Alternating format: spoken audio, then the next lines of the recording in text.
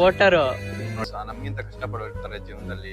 ಮೊನ್ನೆ ಒಂದು ಇನ್ಸಿಡೆಂಟ್ ಆಯ್ತು ಗೈಸ್. ಏನಂದ್ರೆ ನನ್ನ ಫ್ರೆಂಡ್ ಒಬ್ಬ ಎಜುಕೇಶನ್ ಲೋನ್ ತಗೋತಿದ್ದ. ಪಿಂಕ್ ಕಲರ್ ರೈನ್ ಕೋಟ್ ಹಾಕೊಂಡಿದ್ದಲ್ಲ ಅದೇ ಹುಡುಗ engineering first year student. Cyber security ತಗೊಂಡಿದ್ದ ಅಂತೆ ಬ್ರಾಂಚು.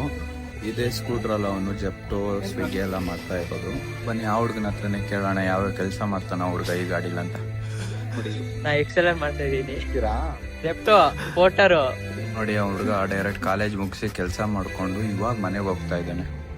ನೋಡಿ ಇದೇ ಆ ಡಾಕ್ಯುಮೆಂಟು ಆ ಹುಡುಗನ ಎಜುಕೇಷನ್ ಲೋನ್ಗೆ ನಾವು ರೆಫರೆನ್ಸ್ ಕೊಟ್ಟಿರೋದು. ನಾನು ಮತ್ತು ನನ್ನ ಫ್ರೆಂಡ್ ಇಬ್ಬರು ಕೊಟ್ವಿ. ನಾನು ಆ ಹುಡುಗನಿಗೆ ರೆಫರೆನ್ಸ್ ಕೊಟ್ಟು ಅಲ್ಲಿಂದ ಕಾಫಿ ಕುಡಿಯೋಣ ಅಂದ್ಕೊಂಡು ಕಾಫಿ ಕಳ್ಕೊಂಡು ಹೋದೆ. ಕಾಫಿ ಕುಡ್ಕೊಂಡು ಹೆಂಗಿದೆ ಲೈಫು ಹುಡುಗಂದು, ಏನೇನು ಕೆಲಸ ಮಾಡ್ತಾನೆ ಕೇಳಿಕೊಂಡು ಒಳ್ಳೇದಾಗಲಿ ಆಲ್ ದ ಬೆಸ್ಟ್ ಚೆನ್ನಾಗಿ ಓದಿ ಅಂತ ಹೇಳಿ ಅವ್ರಿಗೆ ಅಲ್ಲಿಂದ ಮನೆ ಕಡೆ ಹೊರಟೆ. ಈ ವಿಡಿಯೋದಿಂದ ಏನ್ ಅರ್ಥ ಆಗುತ್ತೆ ಅಂದ್ರೆ ಫ್ರೆಂಡ್ಸ್, ನಮ್ಗಿಂತ ಕಷ್ಟಪಡೋರ್ತಾರೆ ಜೀವನದಲ್ಲಿ. ಹುಡುಗನ ಡೆಡಿಕೇಶನ್ ನೋಡಿ, ಎಷ್ಟು ಕಷ್ಟಪಟ್ಕೊಂಡು ಕಾಲೇಜ್ಗೆ ಹೋಗ್ಕೊಂಡು ಫ್ರೀ ಆದಾಗೆಲ್ಲ ಜೆಪ್ಟೋ ವೋಟರ್ ಸ್ವಿಗ್ಗಿ ಅಂತ ಎಲ್ಲ ಮಾಡ್ಕೊಂಡು, ಅದು ಆ ಗಾಡಿಲಿ ನಂಗೆ ನಿಜ ಶಾಕ್ ಆಯ್ತು. ಆ ಗಾಡಿಲಿ ಅದನ್ನೆಲ್ಲ ಮಾಡ್ತಾ ಇದ್ದಾನೆ ಹುಡುಗ ಅಂತ.